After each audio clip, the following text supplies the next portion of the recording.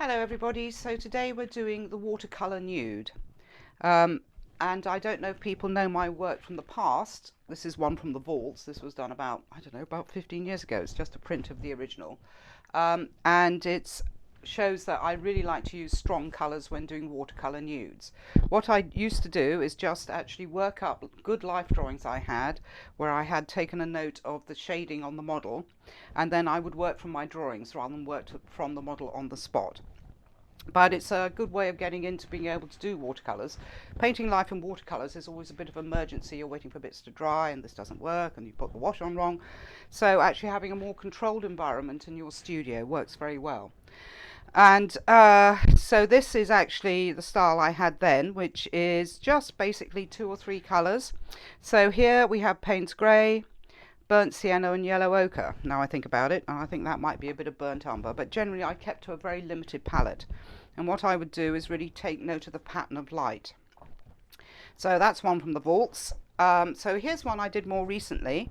I've got into brighter colours, and I was just messing around trying out things, so I actually used a bit of cling film here, which you remember from our watercolour experimental days, and I was using sort of variation of primary colours. So I think I got Elysian crimson in here, French ultramarine, quinacridone gold, which I'll show you in a minute. And then when things don't quite work in watercolours, give yourself that permission of refinding the light. So I used a little bit of pastel here to refine the light in this picture.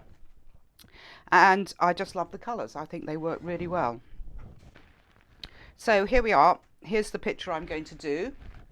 It's lovely Chiara, who has got this lovely curve of the Rokeby Venus going on. And if you notice, I was actually using these Harlequin crayons, which were rather fun,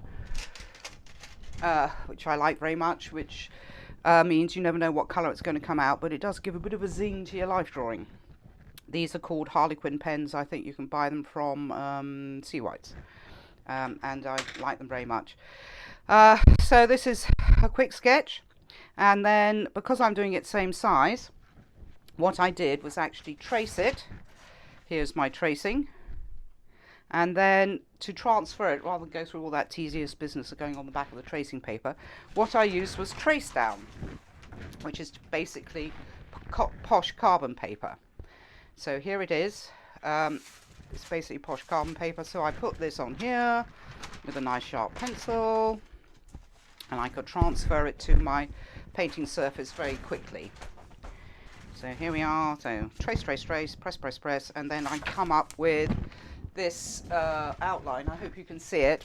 Trouble with Trace Down, it can be a bit dark and doesn't erase all the time, but I'm just going to go over this little bit with a rubber to get rid of some of the harsher marks, so I can still see what's going on.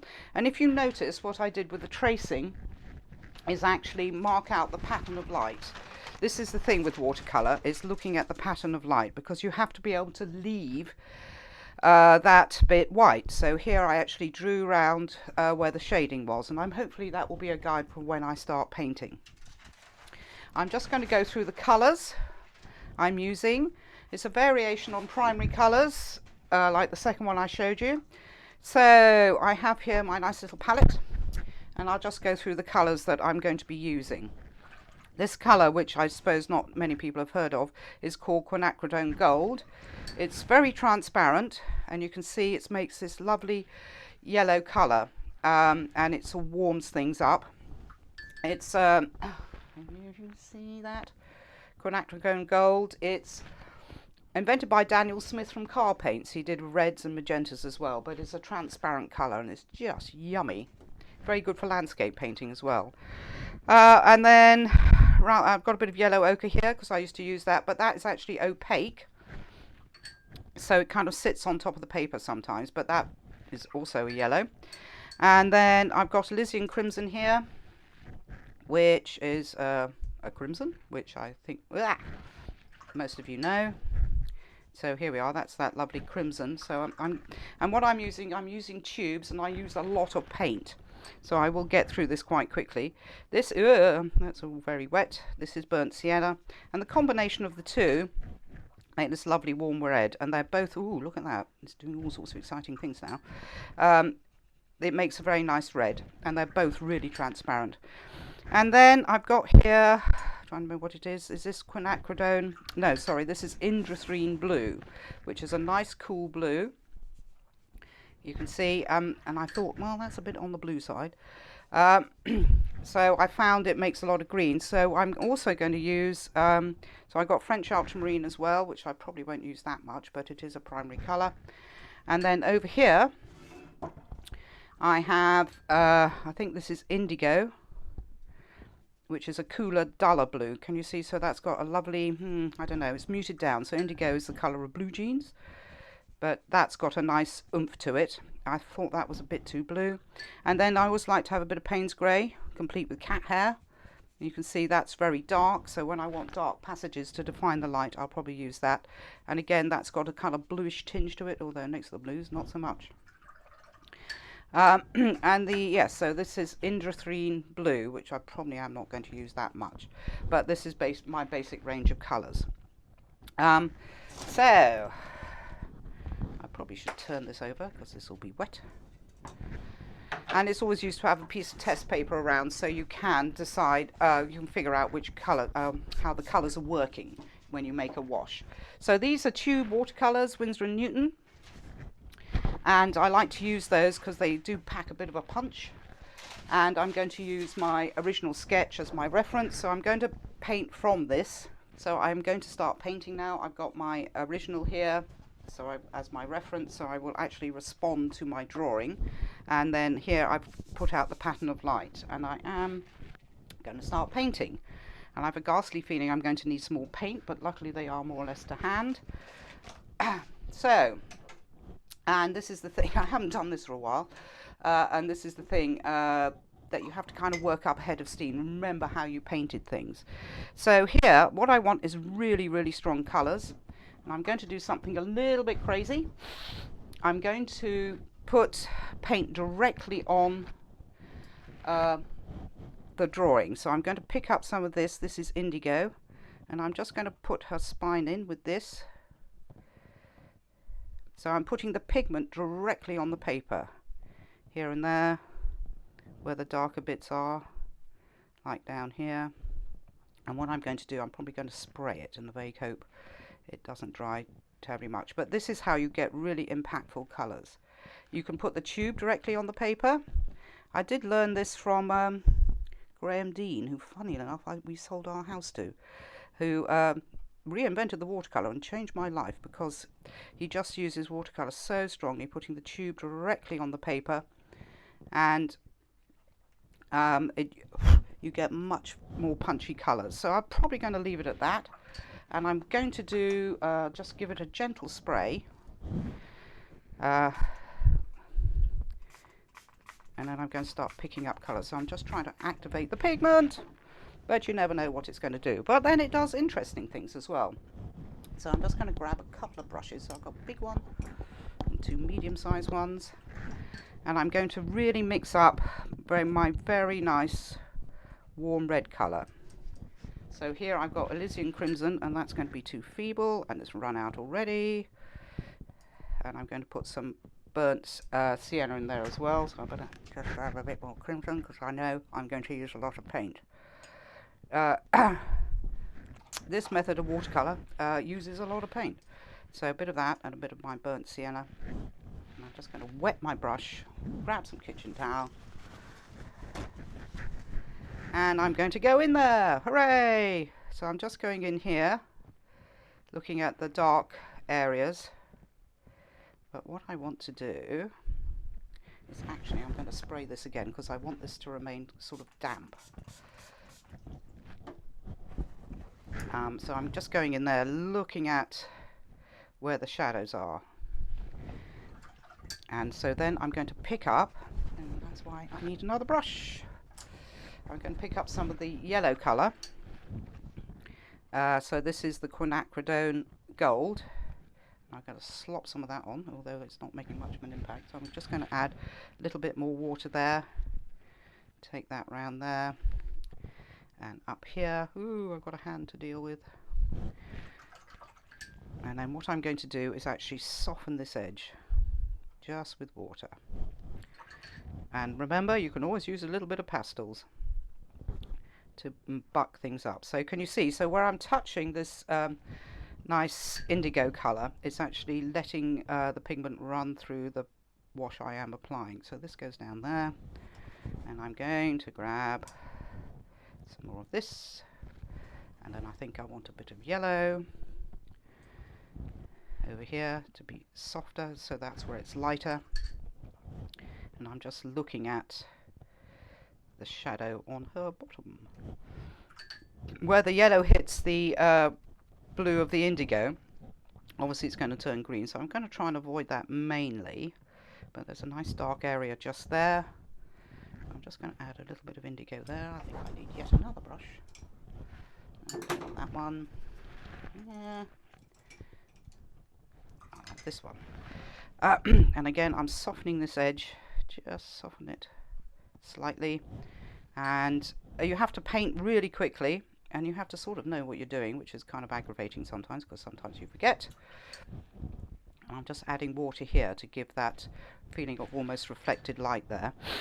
So I'm just a little bit more indigo here. Too much. And then I'm going back in for my red, which is here. And there's a kind of darkness just there. And I'm just going to soften that edge. Whoa! Too much. And then, of course, you can use your kitchen towel as a tool, which I'm going to do, because that's gone too far. And then I just want to spread that out a bit and add a bit of, let's try that blue, which is bound to turn green. So I just want some darkness here, and I'm going to just flood that in, the red colour in there. And I should have left well alone. Never mind. So up here we got a shoulder blade here, and where I put the thing on the pigment on the paper, it's actually it will actually release it once I add water. So I just want to do that and get that going and see what's going on here. And I want a bit more red. This is not my red brush, but never mind. So up here, another cat hair. Up here,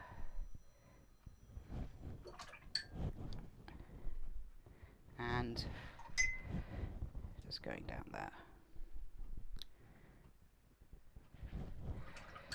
and I can just see her shoulder blade, and I've got these marks showing the pattern of light, so that really helps to remember where you want to leave the light bits. So I'm just adding some more water to soften that edge, but it's gone a little bit mad, so a little bit of tissue paper. And I'm just going to blot some of that away. And you can see you're getting these lovely vibrant colours out of this, and it's very useful if you're painting watercolour, life painting, which is, as I say, one of the hardest things in the world to do, is to just use a limited palette. And I want that to be a bit darker in here. Get that indigo to come up. And again, I'm going to soften the light just here. I mean, soften the edge just here. And also, you see, when you paint in a very expressive watercolour-y way, the watercolour will go off and do its own thing, which is doing over there. So I'm just going to pick up a little bit more of my red colour, the mixture of paints of alizarin crimson and burnt sienna, and I'm just going in here. I want that shadow there showing her leg being distorted by the leg underneath, so I can just lift that off. And I want a little bit of blue, not too much, but can you see I'm just picking up pure colour. Whoa, maybe that's a bit too much, but I'm just going to spread that out and see what happens, and go down here, and it's turned to mud, and over here. So I'm just going to soften that edge a little bit. So that colour is all colours that are available. So again, I'm picking up the red, and I just want to go in here, and you can see I've got great globs of paint on my brush. So I'm just going to go around here, and there. There we go. go, that's better. So that's gone back to the nice zinginess of the colours. And again, the darkest point of any shadow is generally on the edge, so I'm just going to take a little bit of that, pop that in there, show what her knees are up to, pop that there, and then I'm going to soften that edge. Ooh. And then I've got something going on here, and luckily I've got some watercolour sloshing around there, so if I move that around, what's going to happen? No, that's no good. So I'm just going to pick up some of my indigo here, and I want that there, but then that's right. Sorry for that interruption. Ooh, you can't see what's going on in the foot. Let's have a push that up, and you can see I'm getting just concentrating on that pattern of light. And with watercolour, again, it's this thing, painting for the bin is not to mind, so you have to practice and you have to not mind when things go wrong or embrace it. There are no mistakes, just a happy accident. So I'm just going in here and I want to catch that calf muscle. And actually sometimes when you make your work a little bit ambiguous, it's actually more satisfying to the viewer if you've got bits undone or bits undefined, because they fill it all in and it's all perfect.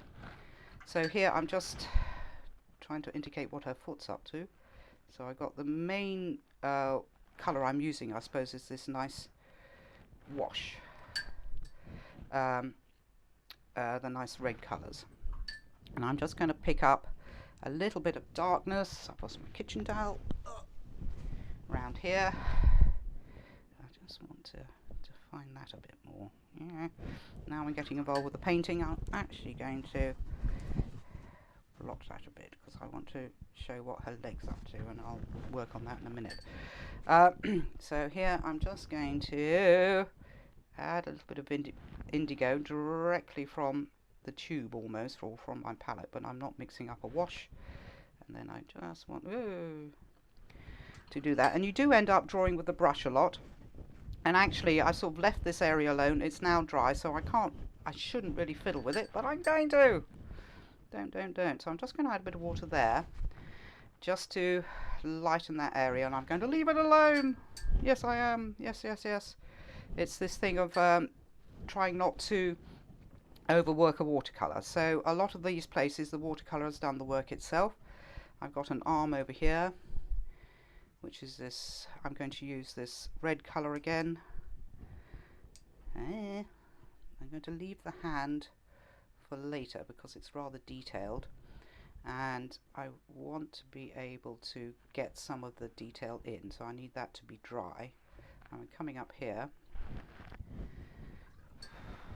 over here, and you see when I actually add water it gets a bit feeble, so I'm going to pick up some of that strong pigment again and go in here, over there, and we've got this nice sweeping line goes down here, which is the shadow. And actually I'm just going to wash that gently. No, that's not the thing to do at all.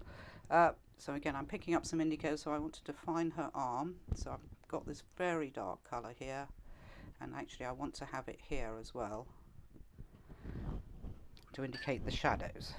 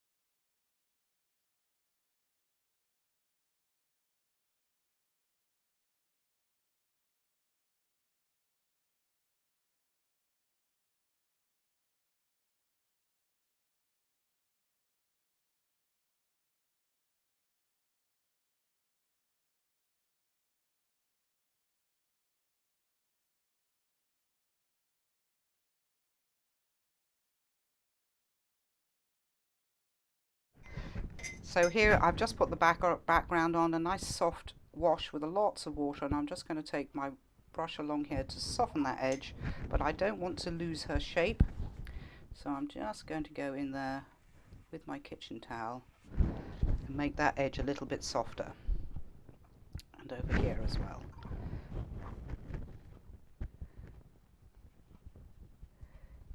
There we go. So we've got this nice lovely female shape.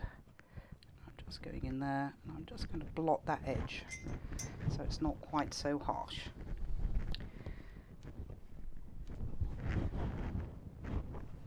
And there we go. I think the trick with watercolour is not fiddle, which I am now doing, and I can come back once it's dry and have a go with my little bristly brush. So I'm just going to take that away and I can tidy up that edge, I hope, with a bit of pastel, but I'll have to wait for that to dry to show you. And then here, this edge is a little bit harsh, so again I'm going to take my little bristly brush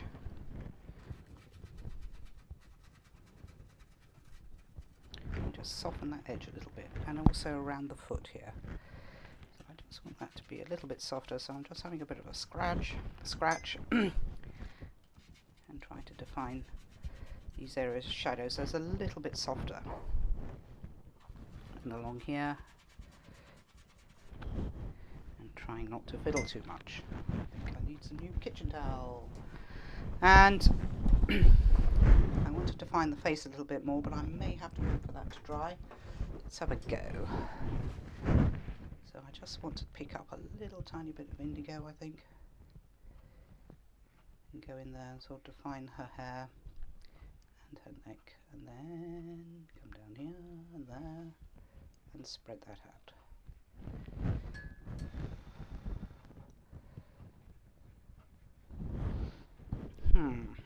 And my great motto is don't fiddle with watercolour, so I may stop now just to find that. I just want to draw that edge with the brush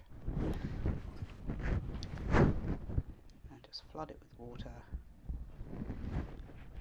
and along here too. No, I think I'll leave it. I think I will leave it, because I know a lot of it is going to go to hell in a handbasket if I fiddle too much. And look, what am I doing? I'm fiddling. And also, a watercolour does change as it dries, so you never know what it's going to do. But I think I will leave it there. When I was painting those pictures, forget that. I'm going to have a bit of a blot and see what happens. I'm going to leave it to dry now. This method of painting does use up a lot of paint, but it's good fun, and the big thing about watercolours, I think, is to catch the light on the figure or whatever you're painting.